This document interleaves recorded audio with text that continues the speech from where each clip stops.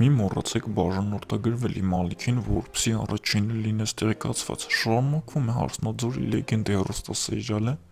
սերիալում լինում են շատ զարգացումներ։ Կարդամ ձեզ համար մի երկու մեկնաբանություն, որը գրել է հեռուստադիտողից մեկը, և մի մոռացիր հետևել իմ ալիքին։ Հայկը ճիշտ է հիասթափված է ու վրդովված, բայց գիտենալով, որ անուն իրեն է Նարեն միշտ խուսափում և սուտ խոսում, որպեսզի շակալ և վրժառու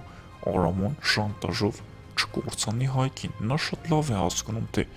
Նարեն իրեն ինչքան շատ է սիրում, հետևաբար պիտի մտնի նրա վիճակի մեջ, չթողնելով, որ Նարեն կատարի ճակատագրական քայլ, ազատվի երեխայից։ Հավատում եմ ու վստահում իմ սիրելի Հայկին, որ իսկությունը եթե լսի Սոնայից,